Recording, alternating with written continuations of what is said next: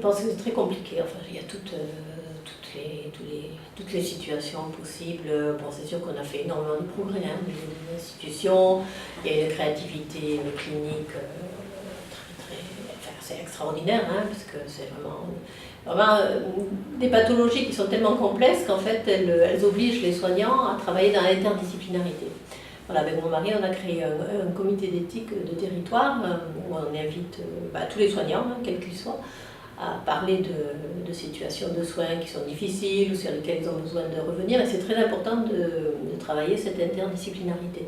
Et je pense que la maladie d'Alzheimer est vraiment une pathologie où cette interdisciplinarité est tout à fait incontournable.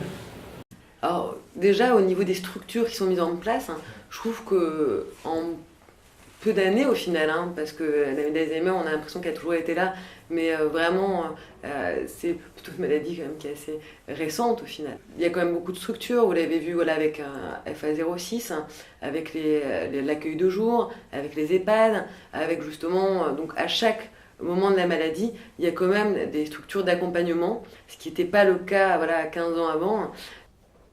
Alors je crois qu'il est très bien pris, je crois que nos patrons de neurologie, de psychiatrie, de gérontologie font un travail absolument magnifique qui est remonté jusqu'à nos politiques, puisqu'il y a quelques années, il y avait eu cette cause nationale qui était la maladie d'Alzheimer, ce 21 septembre qui est la journée Alzheimer et qui rappelle en permanence les choses. Je crois, il me semble que c'est tout à l'honneur de nos pays et de nos civilisations. C'était un statut vraiment un peu honteux. Il y avait peu de structures encore. Les personnes arrivaient dans ces structures à un stade très avancé de la maladie. Et je pense que ça a contribué à donner une mauvaise image de ces structures. Finalement, on a eu l'impression que ces structures se limitaient à ça, à leur permettre de vivre les derniers instants dans des conditions qui n'étaient pas très agréables. Maintenant, c'est quand même tout à fait différent. C'est positif. Ceci dit, comme expérience humaine, c'est toujours déchirant quand on la découvre. Alors, à l'époque, il y avait une certaine méconnaissance, même chez les médecins. Par exemple, j'ai eu affaire à 2 chefs de service différents.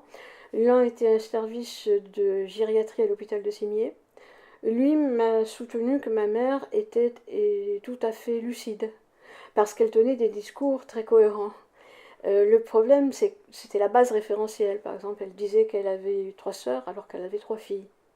L'autre, en revanche, qui était un psychiatre du service de psychiatrie de l'hôpital Sainte-Marie, avait très bien diagnostiqué.